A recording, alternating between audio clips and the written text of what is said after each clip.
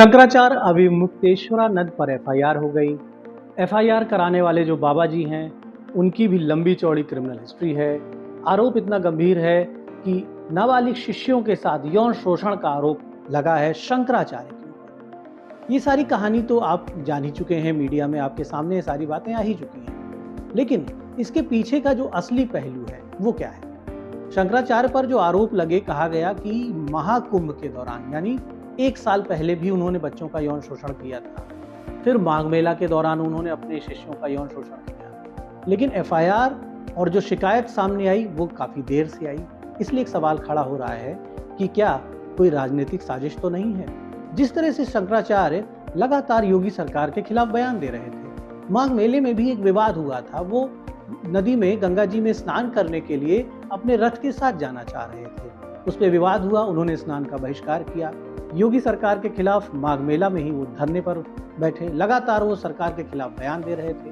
मुख्यमंत्री योगी आदित्यनाथ के खिलाफ उन्होंने भी बहुत कठोर भाषा का प्रयोग किया, जो कि शंकराचार्य की मर्यादा के विपरीत था। उन्हें इतनी कठोर भाषा का प्रयोग, राजनेताओं की तरह भाषण का इस्तेमाल उन्हें नहीं करना चाहिए था। उन्होंने अपनी मर्यादाएं लांघी, ऐसा तमाम राजनीतिक संत और जानकार लोग कह रहे हैं। यही योगी जिसको आप लोग साधु संत कहते हो, हम तो हुमायूं का बेटा अकबर कहते हैं, हम तो औरंगजेब कहते हैं, ये नहीं है हिंदू कहने के लायक। ये मंदिर तोड़ने का समर्थन करने वाला आदमी है। 150 से ज्यादा मंदिर तोड़ दिए गए, एक शब्द नहीं निकला इसके मुंह से, इसलिए कि इसकी मुख्यमंत्री की गद्दी ना चली जाए। मुख्यमंत्री की गद्दी को महत्वपूर्ण समझने वाला पौराणिक मूर्तियों के सामने क्या हिंदू हो सकता है? वो सत्ता लुलूप है, वो हिंदू नहीं है। तो क्या उन्हें अपनी मर्यादाओं को लांघने का दंड इस प्रकार से दिया जा रहा है? सरकार ने अपनी मर्यादा लांघी या शंकराचार्य ने अपनी मर्यादा लांघी? लेकिन क्षति किसकी हो रही है? क्षति उस विराट और ऐतिहासिक सनातन धर्म की हो रही है, जिसे दुनिया की पहली यानी सबसे पुरानी धार्मिक संस्कृति होने का गौरव प्राप्त है। सोचिए, सनातन धर्म के 4 अहम जो खंभे हैं, 4 अहम जो पिलर्स हैं, उनमें 4 शंकराचार्यों को माना जाता है।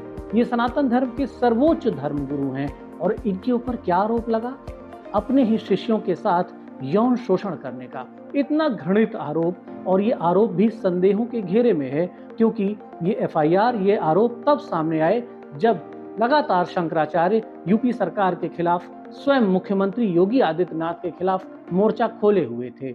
लोग इस बात को इस तरह से भी देख रहे हैं कि जब शंकराचार्य ने सीधे मुख्यमंत्री को टारगेट करना शुरू कर दिया, तो उनके खिलाफ एक बड़ी यहाँ पर प्लानिंग हुई, जिसके बाद ये मुकदमे सामने आए। तो क्या ये माना जाए कि जिस राजनीति की शुरुआत शंकराचार्य ने कर दी, भले ही वो विपक्षी दलों के ज्यादा निकट रहे हों या विपक्षी दलों के इशारों पर उन्होंने किया, अब वही राजनीति खुद उनके ऊपर भारी पड़ रही है। पुलिस अब जांच में जुट गई है। पुलिस उनके आश्रम पर भी जा रही है, पूछताछ और गिरफ्तारी की भी तलवार लटक रही है। लेकिन फिर वही बात सामने आती है कि नुकसान किसका हो रहा है, पूरी दुनिया में बदनामी किसकी हो रही है। हो सकता है जांच के बाद उन्हें क्लीन चिट मिल जाए, लेकिन शंकराचार्य का जो प्रतिष्ठित पद, सनातन धर्म का जो शीर्ष पद है, उसके ऊपर जो कुठाराघात इस पूरे प्रकरण में हुआ है, उसका जो नुकसान हुआ है, उसकी भरपाई कैसे होगी? इस पूरे मुद्दे पर आप क्या सोचते हैं? आप भी लगातार देख रहे हैं कि किस तरह से शंकराचार्य राजनीति के केंद्र में थे। उनके पक्ष में अखिलेश यादव लगातार बोल रहे थे, कांग्रेस के नेता भी उनके पक्ष में बोल रहे थे, वहीं भाजपा के कुछ नेता, प्रदेश सरकार के डिप्टी सीएम भी उनके पक्ष में बोल रहे थे। लेकिन अचानक ये एफआईआर, ये मामला सामने आने के बाद सब सकते में हैं। आप इस पूरे विषय पर क्या सोचते हैं? क्या आपको लगता है कि शंकराचार्य किसी साजिश का शिकार हो रहे हैं, या फिर आपको लगता है कि वो खुद इतने घृणित अपराध में शामिल थे? आप अपने दिल की बात कमेंट में जरूर बताएं, और इंडियन ओपिनियन पर किस तरह के मुद्दे, किस तरह की खबरें आप देखना चाहते हैं, वो भी कमेंट में हमें जरूर बताएं। इस तरह की महत्वपूर्ण जानकारियों के लिए देखते रहें the Indian opinion. Facebook, YouTube, Twitter और इंस्टाग्राम के प्लेटफॉर्म पर हमें फॉलो करें, वीडियोस को शेयर, लाइक जरूर करें और बने रहें हमारे साथ। धन्यवाद।